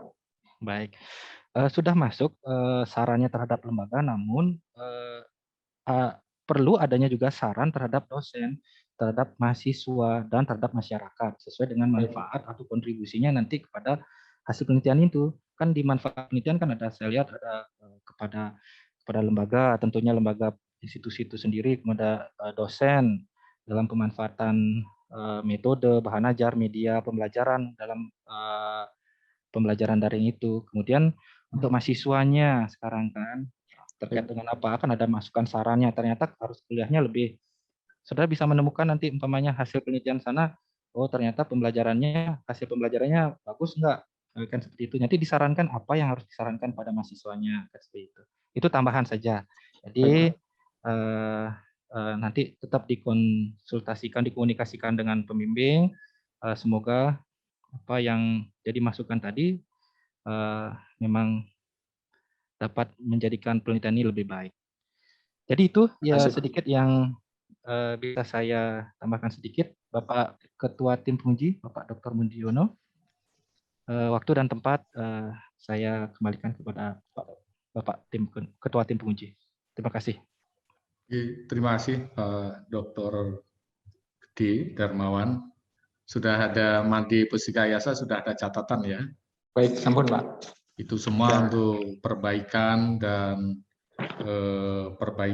dan revisi tesis agar lebih baik. Juga saya mencermati sebelum ke pembimbing, di simpulan itu kamu terlalu panjang. Jadi kalau terlalu panjang seolah-olah kayak mengulang. Misalnya simpulan 1, 2 halaman begitu ya. Coba di yang namanya simpulan itu lebih simpel. Yang namanya simpulan pasti kesimpulan ya. Lalu di 2 itu juga pembelajaran sistem daring terlalu panjang, ada 2 halaman, hampir 3 halaman, 2 halaman lah juga. Lalu saran tadi dikatakan oleh Pak Gede itu betul. Jadi saran pertama kepada siapa, misalnya unsur pimpinan, saran kedua sama dosen, ketiga mahasiswa, 4 ke misalnya lembaga atau pemerintah atau kemana itu lebih jelas. Lalu di setiap kepada saran tadi apa sih kaitannya itu harus jelas. Itu di simpulan dan saran. Kembali tadi saya katakan, tadi juga sudah. Sebenarnya kalau saya memikir ini tadi dari Pak Dr. Deson, Pak Dr. Gede itu jadi komplit itu berbagai hal dari berbagai sisi. Dari sisi perspektif tadi Pak Deson sudah menyatakan, lalu merasa kayak komplit, tapi kembali menegaskan tadi Pak Gede menyampaikan, juga Pak Deson menyampaikan, jadi setiap sub pembahasan, sub apa yang dibahas itu harus jelas. Ada analisisnya, teori, lalu ada dokumennya jika memungkinkan, lalu ada wawancaranya. Ini wawancara itu paling tidak 3 minimal atau 4 dan seterusnya. Karena ada tadi kalau teori Hegel itu, lalu teorinya siapa lagi, ada lagi. Jadi ditinjau dari observasi juga begitu. Misalnya kalau kita mengacu dalam Tri Pramana, yaitu 3 jalan untuk mendapatkan ilmu pengetahuan di dalam beda, ada pratyaksa pramana. Artinya pratyaksa itu mengamati langsung, melihat langsung, mendengar langsung. Lalu ada sabda dan agama pramana. Agama pramana itu dari teks, dari kitab suci. Kalau sabda pramana, sabda itu dari wawancara. Wawancara, lalu ada anumana pramana, ada sebuah simpulan. Anumana itu simpulan. Nah, itulah kamu menyimpulkan dari apa yang sudah kamu lihat, kamu dengar, kamu observasi tadi, lalu dari dokumen, dari data, dan lain sebagainya. Itu saya rasa, jadi penekanannya ke sana sebenarnya perlengkapan lengkapi dengan berbagai hal agar lebih baik. Kalau tentang tulisan sudah cukup, lalu tadi ada angka-angka itu yang ada di saya sudah saya coret. Ya. Jangan terlalu ada semacam angka. Jadi misalnya di tahapan penutupan kegiatan satu memberikan dan penguatan misalnya, tidak perlu ada sebuah angka semacam paragraf aja secara cukup. Oke, saya kira itu dari tim penguji. Mungkin ada lagi Pak Dirson, Dr. Dirson, sebelum ke pembimbing. Cukup. Oke. Yang lain. Oke, kalau tidak sudah cukup, kami lanjutkan ke pembimbing 1 atau pembimbing 2 dulu. Silakan, terserah. Silakan ke pembimbing 2 aja, Bu Irfan ya. Silakan, pembimbing 2, Pak Bu Dokter. Baik, Om Swastiastu. Om Swastiastu. Om Swastiastu. Selamat kepada Made dalam posisi tahap ini dan untuk bisa segera pada ujian tesisnya. Ada beberapa hal nanti akan ditanggapi lebih komplit dari pembimbing 1. Yang perlu kita sepakati di sini adalah cara pandang bahwa pratesis penelitian Made Pustike ini lebih pada kualitatif dalam artian teori itu hanya memandu atau menjadi kerangka berpikir. Jadi untuk memandu dan kerangka berpikir. Jadi tidak pada tataran untuk menguji teori.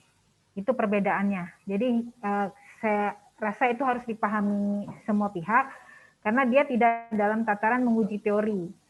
Jadi dalam tesis Made Pustika ini hanya dia memaparkan berdasarkan fenomena dan menteorikan dalam artian dia hanya teori sebagai kerangka berpikir, bukan menguji teori. Itu satu. Kedua, terkait dengan dalam satu paragraf atau dalam satu subbahasan harus ada komparasi mungkin 3 dosen, 2 dosen, dan sebagainya, itu tergantung data. Karena pada tataran penelitian itu sudah dilakukan pengkodingan. Jadi sudah dikoding, yang ini masuk A, B, C, D gitu. Jadi, nah, kalaupun dipaksakan harus ada beberapa percakapan yang sifatnya komparasi, itu akan sulit karena Madepus membuat pernyataan wawancara itu berdasarkan data, jadi data wawancaranya.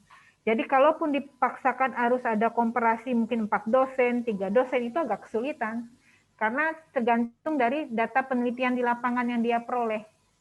Nah, otomatis kalau itu dimasukkan, dia melakukan penelitian ulang. Nah, ini masalah juga dalam tanda kutip. Jadi otomatis akan melakukan sebuah penelitian ulang karena kan ini sudah dilakukan pengkodingan dari masing-masing hasil wawancara. Kemudian harus ada manajemen, ada programming organisasi. Jadi secara implisit sebenarnya sudah kelihatan, begitu juga dengan penggunaan teori fenomenologi. Kemudian terkait dengan implikasi. Nah, implikasi ini kan sebenarnya tidak juga harus jelas ada sub negatif positif. Nah, dari pembahasan dilakukan oleh Madepus ini, misalnya ada kemudahan dalam mengajar, kekurangan dalam mengajar. Kemudahan itu kan berarti sudah nilai positif. Kemudian kekurangan mengajar itu berarti sudah negatif. Kemudian kejenuhan mengajar itu termasuk dampak dari negatif tadi. Nah, kemudian implikasi dalam mahasiswa. Madepus membagi 3 motivasi belajar mahasiswa menjadi naik. Kemudian keaktifan kreativitas mahasiswa juga menjadi naik karena otomatis mahasiswa akan lebih familiar dengan teknologi. Nah, itu nilai positif gitu loh. Nah, nilai negatifnya kompetensi mahasiswa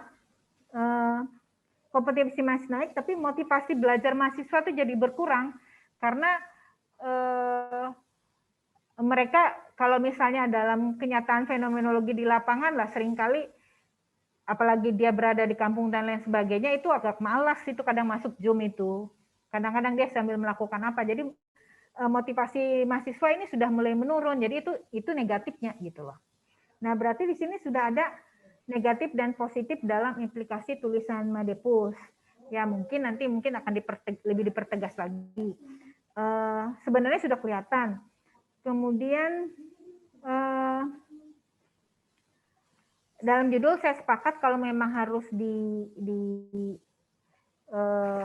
lakukan perubahan. Kemudian deskripsi tempat penelitian. Deskripsi tempat penelitian itu kan gambaran umum sebenarnya. Gambaran umum dalam penelitian. Jadi kalaupun alasan penentuan lokasi itu masuk ke metode penelitian. Nah, dalam metode penelitian, Madepus sudah menyampaikan alasan penelitian. Pada halaman 29 dia sudah menyampaikan kenapa dia mengambil posisi penelitian di IHNTP Palangkaraya. Nah, kemudian terkait dengan yang disampaikan tadi, kekurangan di bagian lembar depan ya, pengesahan. Memang sekarang kita melakukan satu perubahan karena ini masih dalam proses, jadi penandatangan itu di akhir, bukan di awal. Karena pengajuan ujian sudah menandatangani surat kelayakan ujian. Jadi itu yang digunakan, surat kelayakan ujian. Jadi penandatangan begitu dia selesai memperbaiki, baru tanda tangan. Ya, itu jadi mekanismenya agak dibalik sedikit sekarang, karena ada beberapa kasus, ada beberapa saya tidak akan sebutkan, yang ternyata rupanya karena tidak ada surat kelayakan itu, dia maju ujian kurang koordinasi sama pembimbingnya. Jadi itu yang kita lakukan sekarang, ada perubahan. Jadi penandatangan tuh di akhir begitu dia sudah memperbaiki. Itu saja informasi yang bisa saya sampaikan. Kemudian ada sedikit yang ingin saya tanyakan karena posisi saya pembimbing dan penguji, mungkin hanya satu. Sederhana, daring itu apa sih? Daring, luring artinya apa? Daring itu pembelajaran yang dilaksanakan melalui berbasis internet yang pasti. Kemudian luring itu adalah tatap muka langsung. Kalau bisa diistilahkan asynchronous learning. Ya, oke. Nanti dimasukkan di bagian glosariumnya ya, ada beberapa tertinggal. Nah, kemudian hasil temuan Made apa? Nah, seperti yang saya sebutkan tadi, sebagaimana ditanyakan oleh Bapak Dr. Gede, demikian juga Bapak Derson, bahwa temuan yang saya dapatkan bahwa intinya ada pembelajaran daring ini dapat dilaksanakan sebagai pembelajaran pengganti apabila proses pembelajaran atau dosen tidak berada di tempat. Seperti itu. Artinya bahwa ada masalah di sini terkait tadi sudah disampaikan bahwa dalam pembelajaran daring ada kendala sinyal atau infrastruktur yang belum memadai, terutamanya di Kalimantan Tengah. Nah, dengan demikian bahwa proses pembelajaran daring ini dapat dilaksanakan untuk pembelajaran pengganti. Seperti itu, Bu. Ya, terima kasih. Saya rasa cukup, Pak Ketua Tim Penguji. Terima kasih. Terima kasih, Bu Irfan. Saya juga menanggapi ya. Teori dalam penelitian itu tidak menguji. Kalau teori itu menguji, teori itu diuji, itu penelitian kuantitatif. Tetapi penelitian kualitatif, mati penelitian kualitatif dia, betul, Pak. Itu adalah menjadi dasar analisis. Jadi berbeda. Tadi saya katakan, dalam penelitian ini Made harus menggunakan analisis dasar analisis adalah teori yang digunakan. Bu Ervan mungkin salah tanggap. Bukan menguji, itu penelitian kuantitatif. Oke, yang kedua adalah tentang itu gunakan teori Hegel. Artinya paling tidak ada 2-3, bukan komparatif, tetapi yang sesuai. Lalu implikasi agar lebih ilmiah, betul di sana sudah ada, tetapi kalau secara ilmiah, itu pasti implikasi itu ada implikasi positif dan negatif. Nah, tinggal membedakan nanti di dosen itu implikasi negatifnya apa, positifnya apa dibedakan. Di mahasiswa juga begitu. Implikasi positifnya apa, negatifnya. Untuk dipahami, agar lebih mudah dipahami, karena di dalam konteks keilmian, itu ya begitu. Sejak saya mendapatkan perkuliahan dari Prof. Bauer, Pak Prof. Bauer, ya begitu. Oke, terima kasih, itu yang saya tanggapi. Selanjutnya kami persilahkan Pak Dr. Nyoman Sidi, selaku pembimbing dan penguji. Baik, terima kasih sebelumnya Om Swastiastu. Saya ucapkan selamat ya kepada Saudara Made telah mencapai tahap pratesis, Ketua Penguji dan anggota penguji yang saya hormati. Jadi pada dasarnya, gitu ya, kalau kita melihat perkembangan saintifik, gitu ya, ada perkembangan ilmiah, gitu ya. Di dalam konteks ini, pertama untuk judul tadi ya.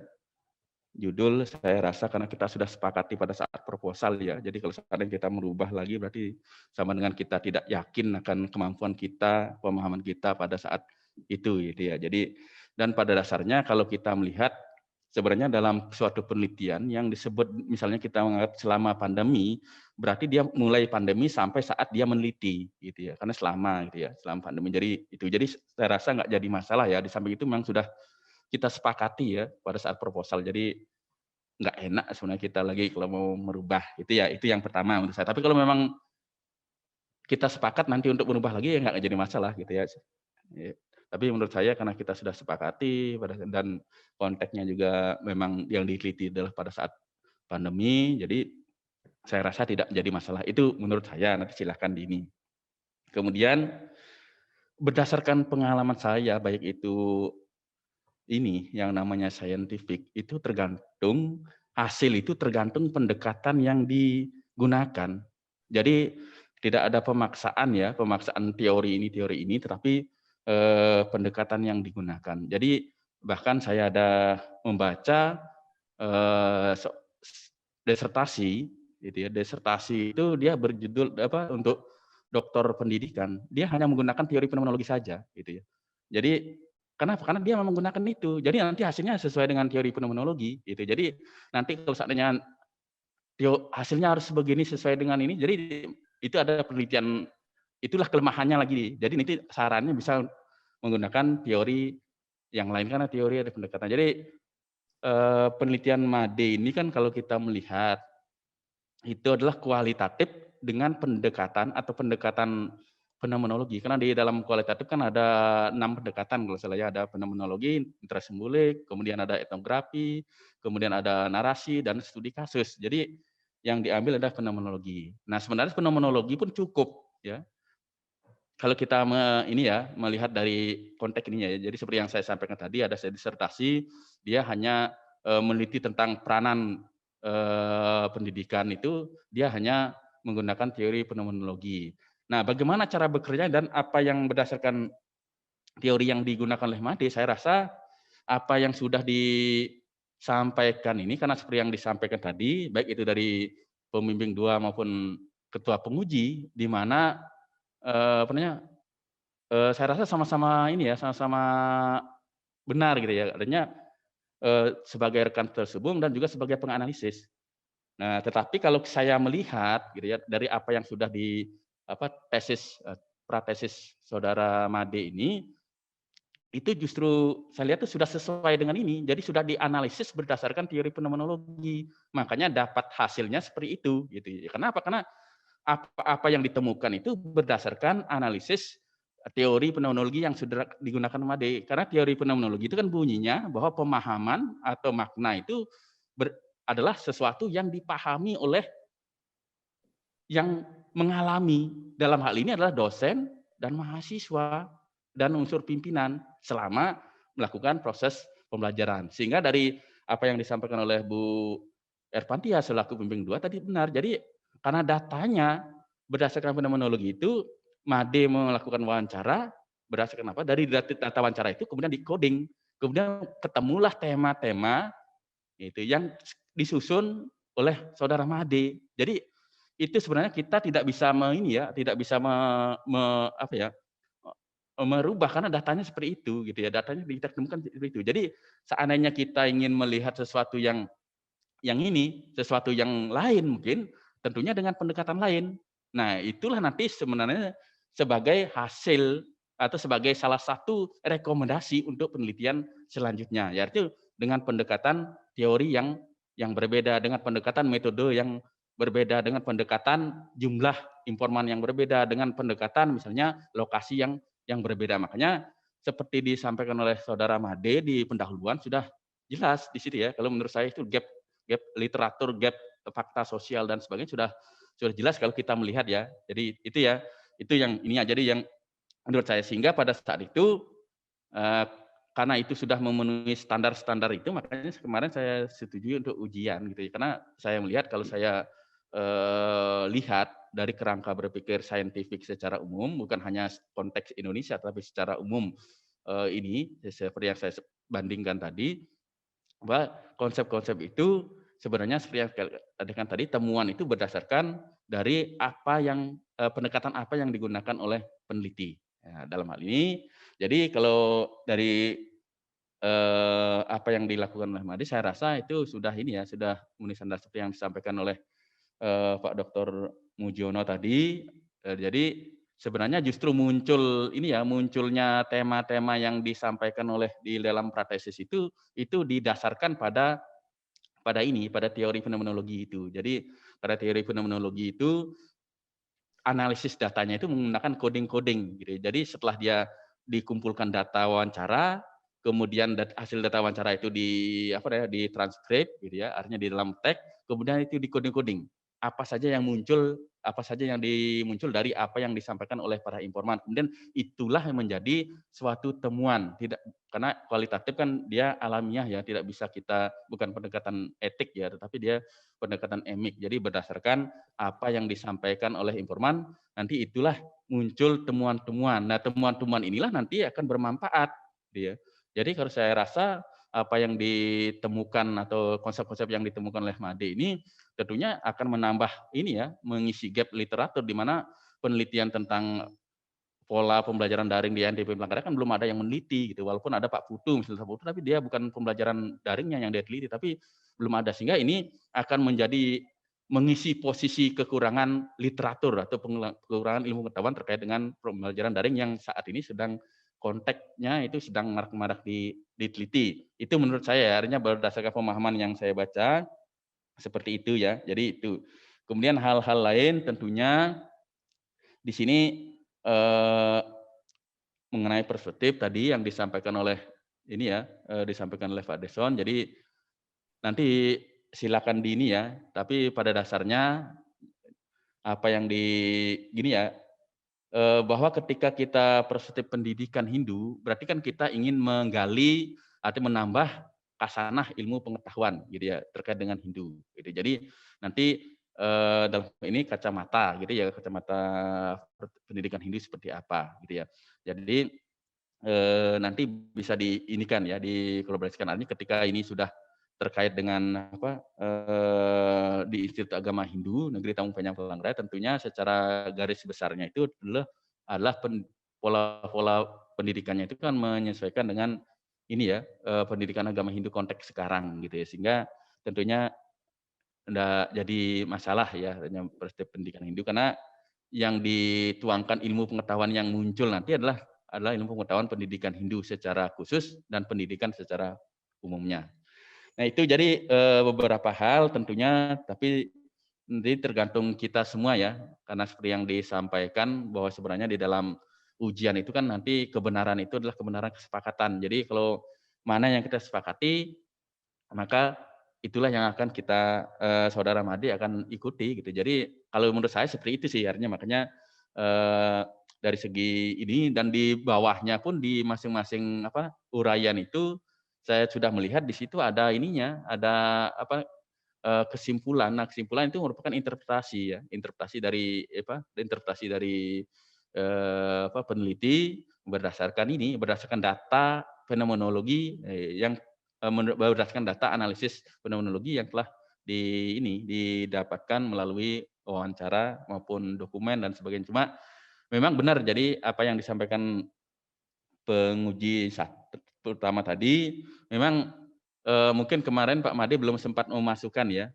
ada foto-foto dosen melakukan pengajaran. Jadi memang benar disampaikan oleh Pak Ketua Penguji tadi ya, itu sebaiknya dimasukkan nanti di dalam konteks sesuai dengan ininya, termasuk yang lainnya gitu. Jadi tetapi dari segi ini sudah masuk semua, karena jadi ada observasi di situ, data-data observasi, data wawancara, data dokumen. Dokumen tadi salah satunya adalah foto-foto itu dimasukkan, itulah dokumentasi. Kemudian nanti RPS, karena di situ kan ada membahas RPS, jadi bisa ada foto RPS-nya gitu. Jadi sehingga itu benar-benar sesuai nanti antara ini ya, teknik dokumen sama data yang disampaikan di pembahasan.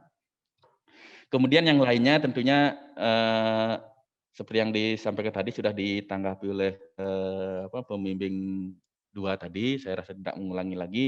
Yang jelas pada dasarnya kalau menurut saya itu ya, berdasarkan pemahaman saya tentang bagaimana penelitian itu, tentunya punya saudara Made ini sebenarnya sudah memenuhi syarat saintifik ya, secara ilmiah, secara ininya sudah memenuhi, dan analisis pun sebenarnya sudah di ini ya, walaupun tidak dikatakan di situ berdasarkan fenomenologi, tapi saudara Made ini sudah kelihatan berdasarkan itu gitu ya, walaupun tidak ini. Saya rasa itu ya. Terima kasih.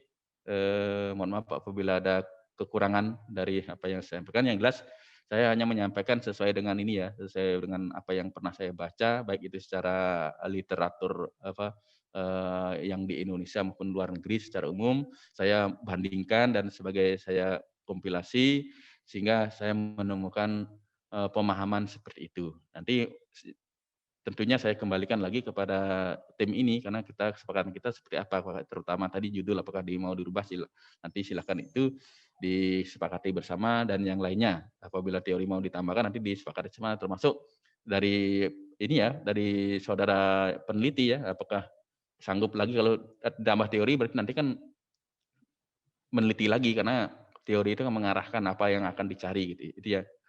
Silakan, terima kasih. Saya Ringa Pramsati. Om Santi Santi Santi Om Sahe. Terima kasih. Terima kasih kepada Pak Dr. Nyoman Sidi selaku pembimbing 1. Tadi tidak ada bahasa untuk menambah teori ya. Ingat tidak ada. Cuma Made di dalam pembahasan itu sudah memasukkan teori yang digunakan belum? Ada bahasa di dalamnya untuk menganalisis. Baik Pak, terima kasih. Karena di metode penelitian juga sudah saya jelaskan di situ bahwa teori fenomenologi terutamanya itu hanya untuk melihat apa yang terjadi di lapangan seperti itu. Kemudian untuk teori proses pembelajaran sudah saya masukkan di bab yang membahas tentang proses pembelajaran. Jadi ada. Oke, saya potong deh. Betul, apa yang sudah kamu tuangkan di dalam sebuah tulisan itu jelas berdasarkan penelitian yang didasarkan oleh fenomena. Jadi fenomenologi. Tetapi di dalam tulisan ini Anda belum menyatakan menurut saya. Belum ya? Misalnya begini, proses pembelajaran sistem daring selama pandemi bla bla bla bla bla bla bla berdasarkan fenomena, berdasarkan teori fenomenologi yang saya lakukan di dalam melihat, mengobservasi, menganalisis apapun, mengkaji pelaksanaan proses pembelajaran ini, maka muncul ini itu. Kayaknya saya baca belum melihat ke sana. Sudah belum deh? Kalau saya membaca belum.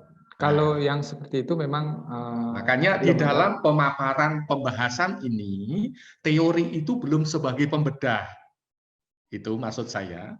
Belum menjadi dasar untuk menganalisis. Mungkin dalam penelitian, ya.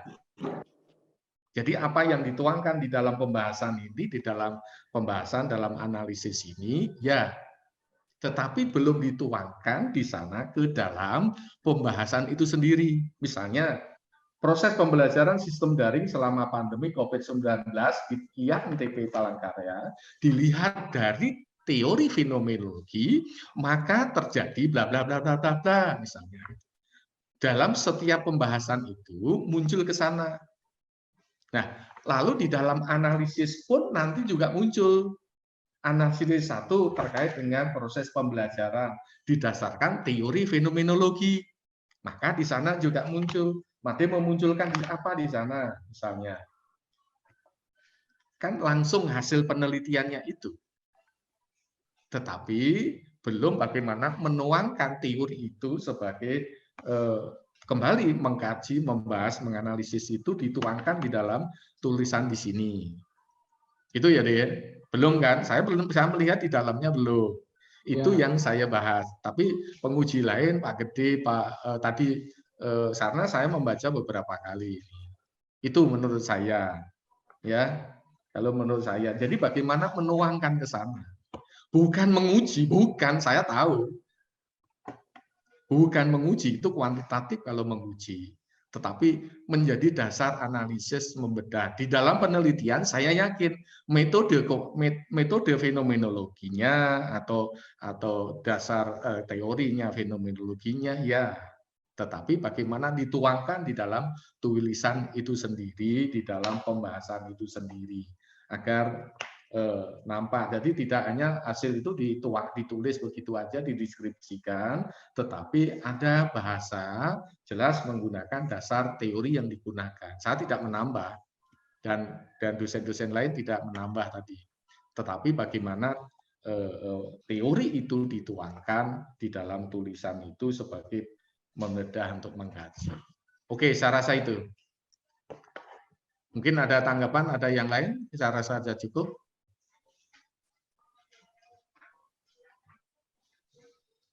Pak Dirson, Pak Gede. Baik, terima kasih Pak Muji. Swastiastu. Pemade ya. Baik, Pak. Kalau ini kembali saya katakan sebenarnya tidak terlalu sulit sebenarnya. Bukan berarti merubah, bukan berarti ini apa namanya sesuai yang ada di tesis Made ini. Maksud saya yang di situ artinya ada sebuah kombinasi gitu, ada sebuah perbedaan ya, maksudnya di situ ada sisi positifnya, ada sisi negatifnya itu, misalnya kendalanya tadi, faktornya. Nah di situ biar diungkapkan. Jadi selama proses pembelajaran daring itu kan pasti ada sebuah menemukan permasalahan gitu, maksud saya. Nah, jadi bagaimana sih permasalahan itu? Ya, apakah dia sudah selama pembelajaran daring ini sudah maksimal dilakukan atau tidak, misalnya seperti itu.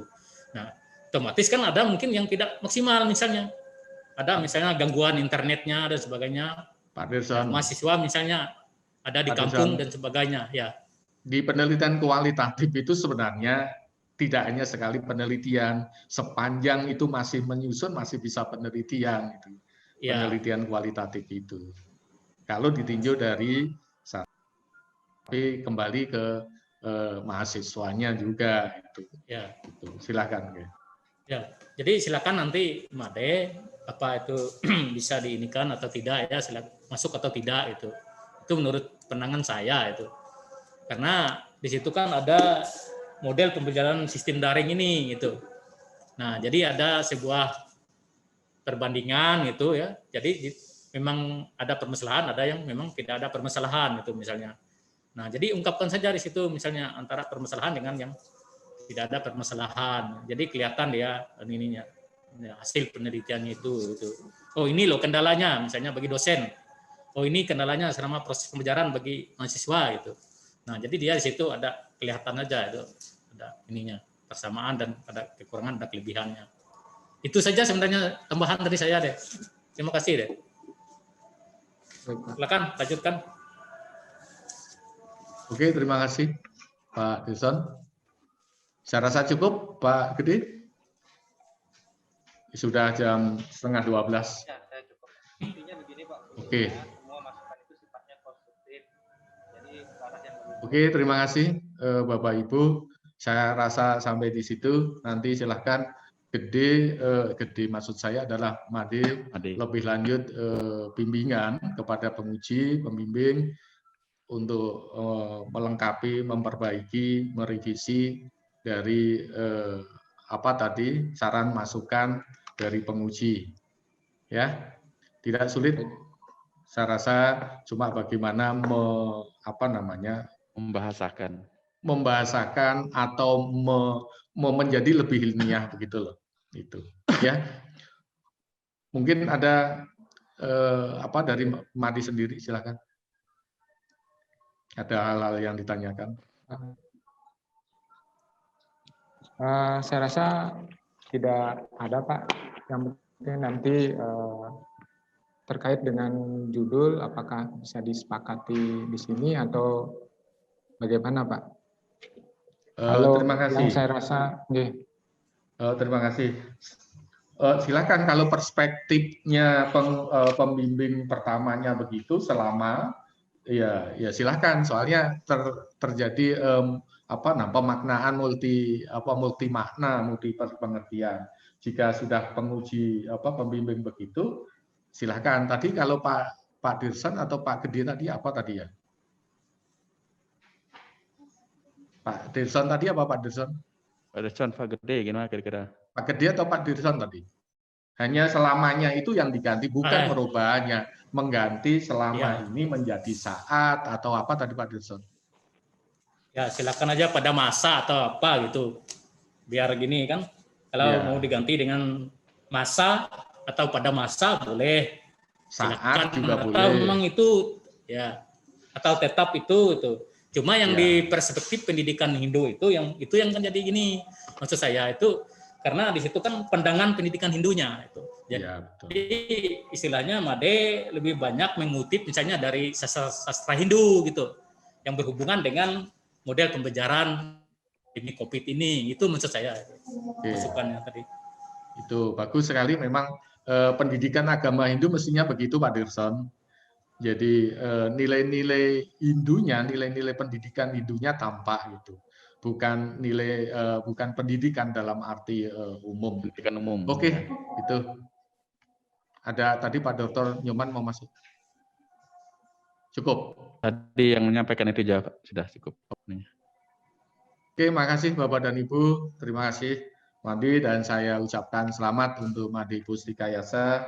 Untuk revisi, untuk perbaikan, silakan segera diperbaiki. Waktu bisa 15 hari, 14 hari dari kerja untuk bisa masuk di semester semester genap ini. Ya. Masih ada, memang dia masih ada waktu sampai semester ini, tapi juga langkah sebaiknya untuk bisa segera diselesaikan, tidak terlalu berlarut dan panjang. Terima kasih, dan Bapak dan Ibu, sampai di sini pertemuan menguji pratesis atas nama Imadi Pustika Yasa. Dan akhirnya kita tutup para Mas Santi. Om Santi Santi Santi. Terima kasih. Selamat. Terima kasih Pak Ketua.